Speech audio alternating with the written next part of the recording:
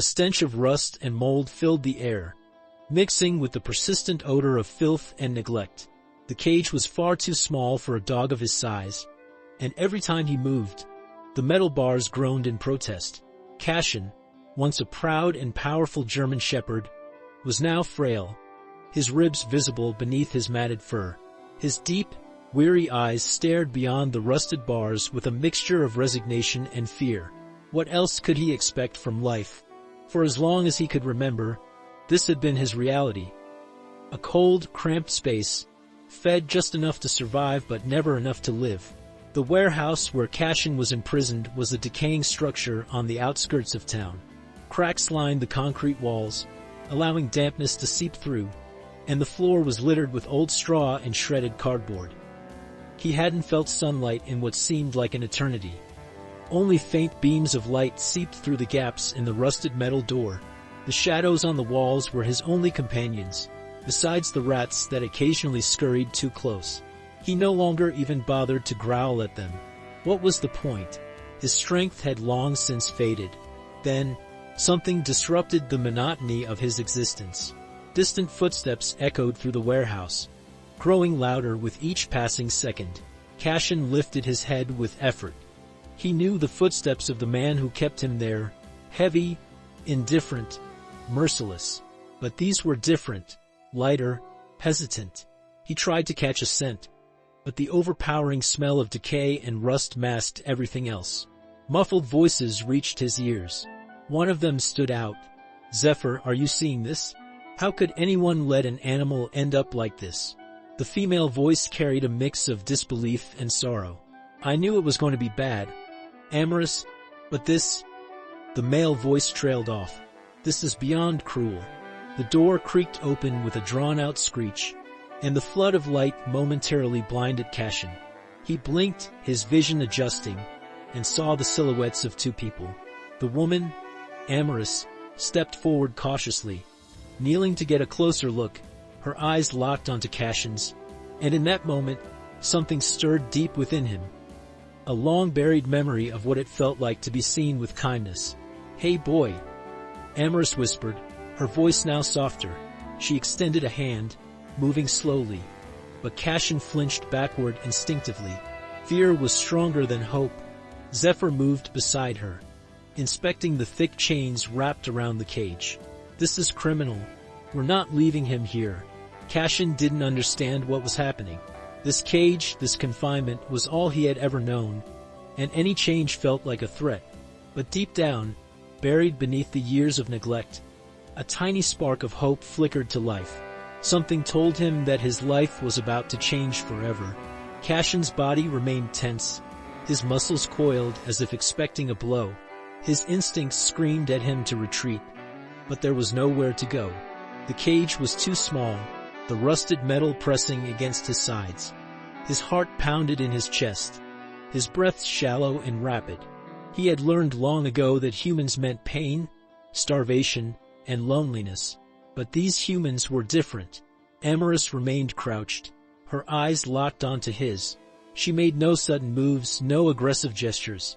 Her hand, still outstretched, remained steady just beyond the bars. Zephyr stood beside her, arms crossed, his jaw tight with anger. Cashin could smell it, the frustration radiating off him. But it wasn't directed at him. That was new. "He doesn't trust us," Amorous murmured, her voice barely above a whisper. "Can you blame him?" Zephyr scoffed. "God knows how long he's been trapped here." Cashin's ears flicked at their words, but he didn't move. He didn't understand what they wanted. People had approached his cage before, but never like this. The man who kept him locked away only came to throw scraps at him, or worse. Zephyr took a step forward, examining the lock on the cage. His fingers traced over the rusted metal, testing its strength. He let out a frustrated sigh. "It's bolted shut. We're gonna need tools." Cashin let out a low, uncertain growl, not of aggression but of confusion. Something inside him stirred, a feeling he barely recognized. Hope? No, hope was dangerous. Hope led to disappointment. Amorous didn't move, didn't flinch at the sound. Instead, She slowly reached into the pocket of her jacket and pulled something out. Piece of bread. The scent hit Cashin's nose instantly. It wasn't much, but to a starving dog, it smelled like heaven. She placed the bread gently on the ground just outside the bars. No force, no commands, just an offering. "It's okay, boy," she said softly. "We're not here to hurt you." Cashin's stomach twisted with hunger, but he hesitated. He had been tricked before. Humans dangled food only to snatch it away. Sometimes they hit him if he reached too fast. His eyes flicked between Amaris's hand and the bread. She wasn't moving. She was just waiting. Minutes passed, the only sound in the warehouse being the distant creak of shifting metal. Then, cautiously, Cashin stretched his neck forward. His nose twitched as he sniffed the bread. No strange scents, no hidden dangers. His tongue darted out, taking a small, hesitant bite. Amaris smiled. Not a triumphant smile, not a smug one. Just soft, full of relief. "That's it," she whispered. "Good boy." Zephyr exhaled sharply. "This is gonna take time." Amaris glanced at him. "Then we take our time." Cashin didn't understand their words, but something in their tone made his ears twitch. There was no anger, no cruelty, just patience, just warmth. For the first time in years, the bars of his cage felt just a little less suffocating. Cashin licked the last crumbs of bread from the cold floor, his tongue scraping against rust and dirt. His body trembled, not just from weakness, but from something deeper. He had taken food from a human's hand for the first time in years, and nothing bad had happened. No sudden pain, no trick, just food. But still, he didn't move closer. His instincts screamed at him to stay put, to not trust too quickly. Hunger was one thing, hope was another. Amaris exchanged a glance with Zephyr, who was now crouching beside her, studying Cashin with a careful eye. "We need to get him out of here soon," Zephyr muttered, his fingers gripping the rusted lock. "This place is a death trap." Cashin's ears flicked at his voice, but he didn't react otherwise. He had heard so many human voices in his lifetime, most of them angry, cruel, impatient. This man sounded different. He didn't yell. He didn't throw things. He just observed. Amaris slowly reached for the bars, wrapping her fingers around the cold metal. "We will," she whispered, "but we can't rush him." Cashin tensed. The last time a human had grabbed the cage like that, it had meant pain. His mind screamed for him to retreat. But something about Amaris's presence stopped him. She wasn't trying to force him. She was just there. Zephyr stood, dusting off his jeans. "I'll get the bolt cutters. Stay with him." Cashin watched as Zephyr walked away, his heavy boots echoing through the empty warehouse. Then it was just him and Amaris. She stayed quiet for a moment, as if giving him time to process everything. Then, slowly, she reached into her bag again, pulling out another small piece of bread, but this time she didn't place it on the ground. She held it in her open palm, offering it directly to him. Cashin's eyes flicked between her face and her hand. His stomach clenched in hunger, but his mind was louder. No human had ever been this patient with him before. No human had ever waited. He hesitated. Then, inch by inch, he lowered his head. His black nose twitched as he sniffed her fingers, waiting for a trap, waiting for the sting of betrayal. But it never came. Amaris remained still, her expression soft, her breathing calm. Cashin took the bread. For the first time in what felt like a lifetime, he ate from a human's hand. Amaris let out a quiet breath, her eyes glistening. "That's it, boy," she murmured. Cashin swallowed, his ears still back, his body still tense. But something inside him, something small, something fragile, had shifted. For the first time in years, the world outside his cage didn't seem so terrifying. And for the first time, he wondered if freedom was possible. Cashin's body remained rigid, his amber eyes fixed on Amaris as if trying to decipher her intentions. His heart pounded in his chest, his instincts at war with the unfamiliar sensation creeping into his bones. Trust. It was a dangerous thing to feel. He had learned that long ago. The sound of footsteps echoed through the warehouse once again. Zephyr was back, In his hands, he carried a pair of bolt cutters, their metal glinting under the dim light. The sight of them sent a shiver down Cashin's spine. Tools like those had never meant anything good before. Amaris noticed his shift in posture, the way his ears pinned back against his skull, his muscles tensing as if preparing for the worst. She spoke softly. "It's okay, Cashin. We're not going to hurt you." His name. He had forgotten what it felt like to be called something other than dog or worthless mutt. His ears twitched at the sound, but he still didn't move. Zephyr crouched down beside the cage, inspecting the heavy chains that wrapped around its frame. "Damn, these are rusted solid," he muttered. "This might take a while." Cashin's eyes flicked toward him, watching every move. Zephyr was careful, deliberate. Nothing like the hands that had chained him here in the first place. He adjusted his grip on the bolt cutters and positioned them around the thickest part of the chain. Snap! The first link shattered, the sound reverberating through the warehouse like a gunshot.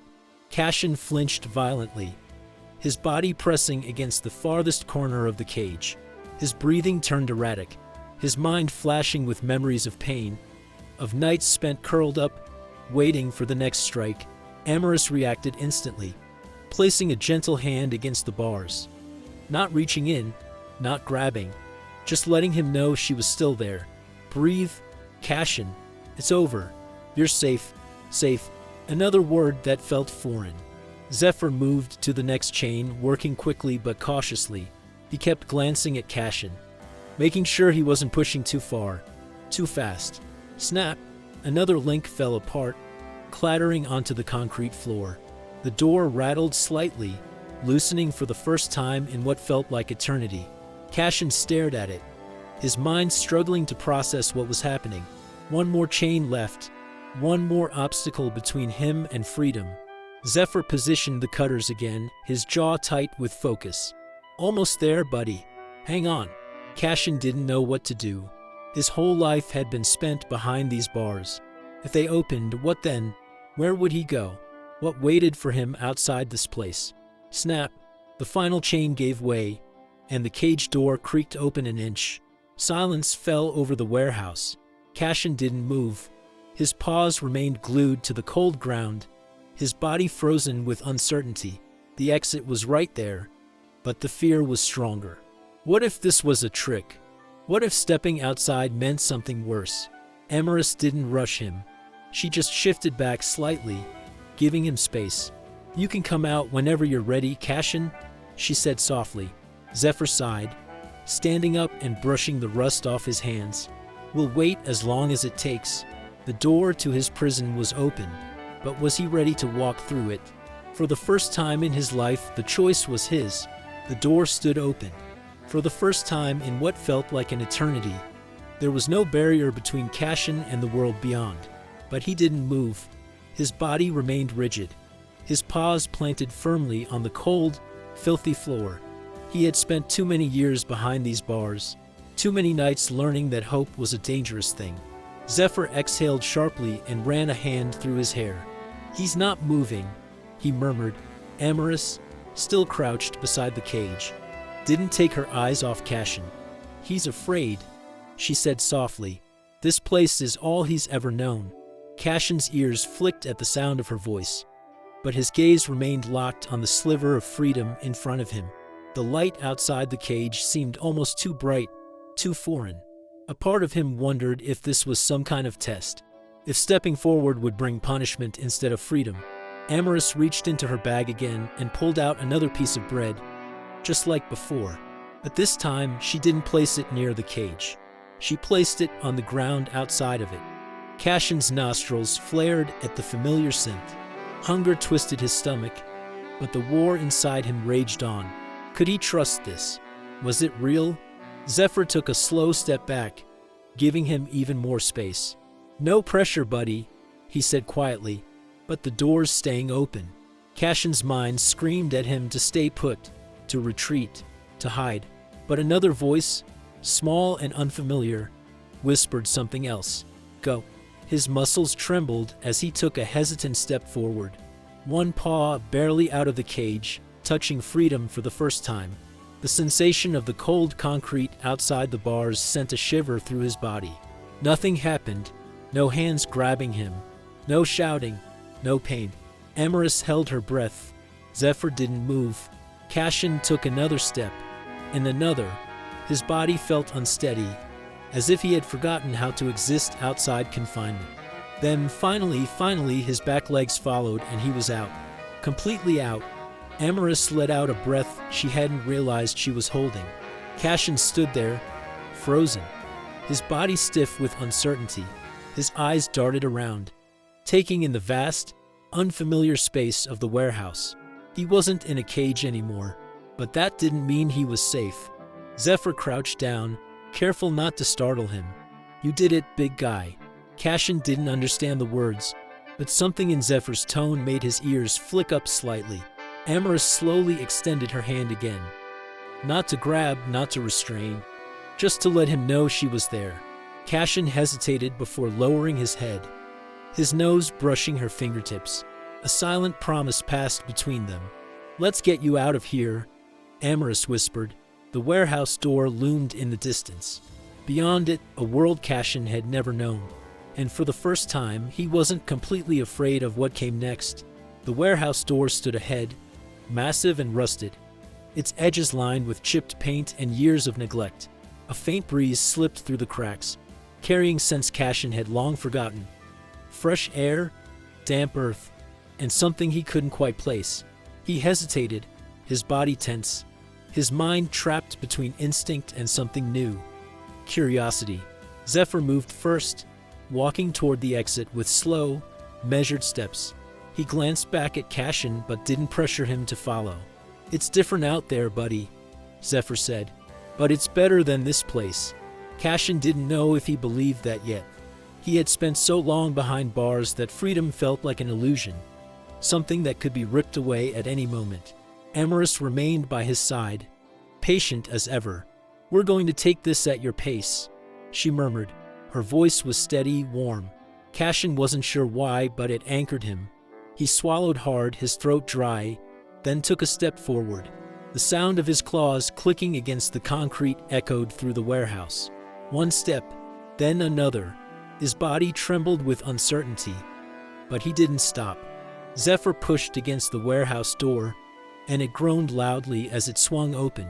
A burst of sunlight flooded the space, momentarily blinding Cassian. His ears flattened, and he instinctively took a step back, his breath quickening. Too bright, too open. Panic threatened to rise in his chest. But then, Amaris was there. She knelt beside him, not touching, not forcing. Just there. Cassian exhaled shakily, blinking against the overwhelming brightness. Slowly, the world came into focus. The sky stretched vast and endless above him, clouds drifting lazily across a sea of blue. The trees in the distance swayed gently, their leaves rustling in the wind. Birds chirped somewhere unseen. It was nothing like the cold, damp prison he had known all his life. He stepped outside. His paws met earth instead of concrete. The ground felt strange beneath him. Soft, uneven, alive. The sensation sent a shiver up his legs. But he didn't retreat. Amaris smiled. "There you go, Cassian." Zephyr let out a quiet chuckle. "First time touching grass, huh?" Cassian didn't understand the words, but the amusement in Zephyr's voice wasn't cruel. It wasn't mocking. It was kind. For the first time, Cassian lifted his nose and inhaled deeply. Scents rushed over him: grass, soil, the distant smell of water. He had spent so long surrounded by metal and filth that this was almost overwhelming.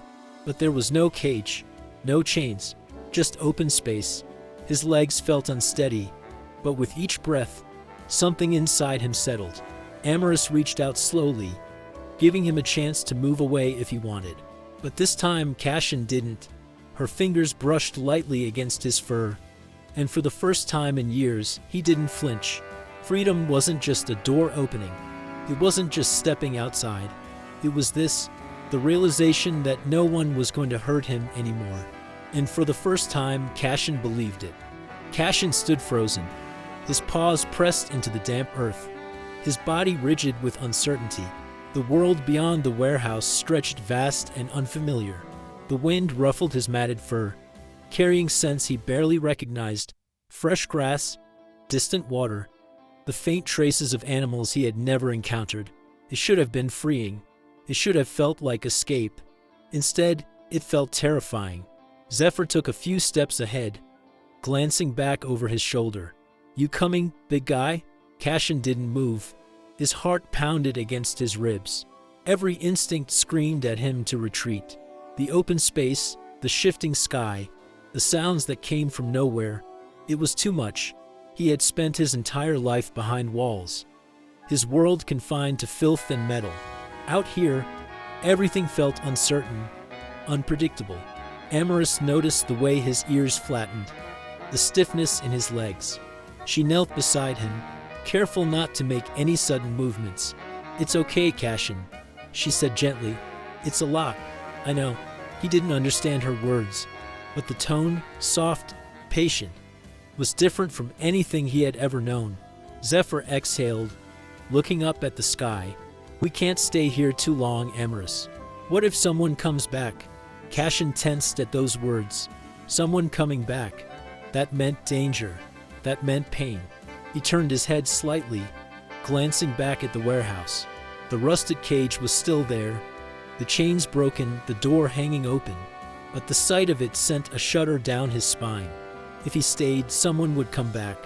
The man who had left him there, the hands that had starved him, the voices that had mocked his suffering. They weren't gone forever. Zephyr was right. Cashin swallowed hard. His body trembled with the weight of years spent in fear, but something inside him whispered, "Go." Slowly, hesitantly, he lifted one paw.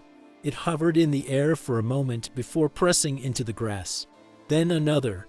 Amaris smiled, but she didn't cheer or rush him. She just stayed by his side, letting him take the step on his own terms.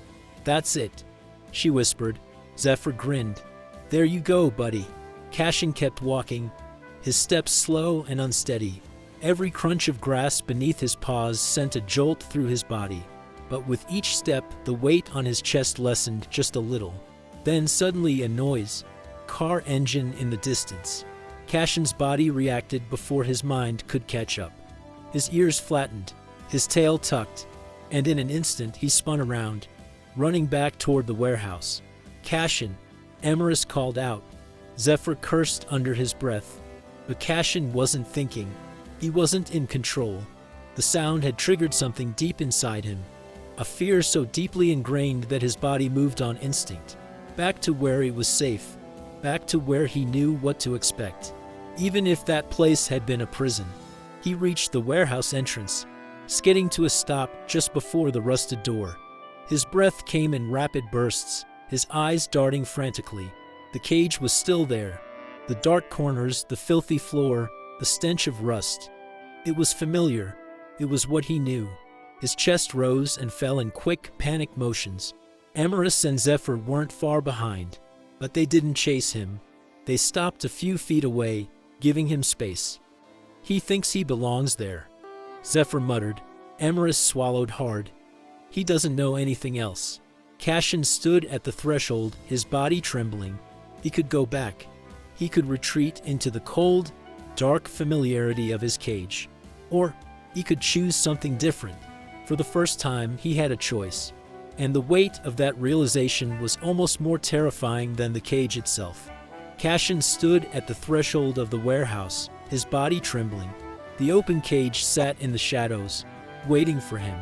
It wasn't home, it had never been, but it was familiar. It was what he knew. The world outside was too vast, too uncertain. His instincts screamed for him to return to the cold metal walls that had trapped him for so long. Zephyr and Amaris stood behind him, watching, waiting. Neither of them moved to force him forward. They had freed his body from that prison, but only he could free himself from the cage inside his mind. Amaris took a slow step forward, her voice soft but firm. "Cashin, you don't belong there anymore." He flinched at her voice but didn't turn around. His breath was shallow, his ears pinned back. Every part of him was caught between two worlds, the past that had defined him and the future that terrified him. Zephyr sighed. rubbing the back of his neck. He's been in there so long, he doesn't know how to not be a prisoner. Cashin's eyes darted between the dark cage and the open sky. The memories clawed at his mind. Cold nights curled up on the hard floor, the clatter of chains, the sting of hunger. That life had been cruel, but it was predictable. Out here, he didn't know what to expect. What if he didn't belong? What if they changed their minds? What if this was just another trick? His breathing quickened, his body stiff with indecision. Then a sound, a sharp creak as Zephyr shifted his weight. Stepping onto a brittle twig, the snap echoed through the empty warehouse, and before Cashin could think, his body reacted, bolting back into the shadows. Emerus's heart sank. No, no, no. She took a step forward, but Zephyr gently grabbed her wrist. Don't chase him, he said quietly. If we push, he'll just retreat further. She swallowed hard, watching as Cashin curled himself into the farthest corner of the warehouse. His tail tucked so tightly against his body it was barely visible. His whole frame trembled, his breathing ragged. We can't just leave him in there, she whispered. Zephyr nodded. We won't, but we have to do this his way. Emerus bit her lip, then slowly lowered herself to the ground. Instead of approaching Cashin, she sat down at the entrance of the warehouse, crossing her legs. She wasn't blocking his way, just waiting. She reached into her bag and pulled out another small piece of bread. This time, she didn't even look at him. She just set it down beside her, resting her hands on her lap. Minutes passed. Cashin didn't move. His body remained tense, his gaze flicking between Emerus and the open door. Zephyr sighed and sat down beside her. You really think he'll come back out? Emerus exhaled, watching Cashin carefully. I think he wants to, but wanting and believing you can do something are two different things. Silence filled the air. The sun had started to lower in the sky, painting the horizon with streaks of orange and pink. A cool breeze slipped through the warehouse, carrying scents of grass and distant water. Cashin lifted his nose slightly, nostrils twitching. Smelled different, fresh, alive, not like this place. His eyes flickered to the piece of bread lying beside Emerus. She wasn't looking at him, wasn't calling him, wasn't forcing him. She was just there. Cashin swallowed hard. His legs felt like they were made of stone, but slowly, so slowly, he uncurled himself from the corner. His paws barely made a sound as he took one hesitant step forward, then another. Zephyr and Emerus didn't move. The bread was just a few feet away. The door was open. Cashin stopped, standing at the edge of the light. His body was still half hidden in the darkness of the warehouse, but his nose was in the sun. His heart pounded. One more step and he'd be outside again. One more step and there'd be no turning back. His mind screamed at him to retreat, but then he didn't. His paw touched the ground outside. Zephyr held his breath. Emerus didn't dare move. Cashin hesitated, his body still tense. But then he took another step, and another. He didn't stop until the warehouse was behind him. The chains, the rusted cage, the darkness. All of it. Emerus smiled, her eyes shining.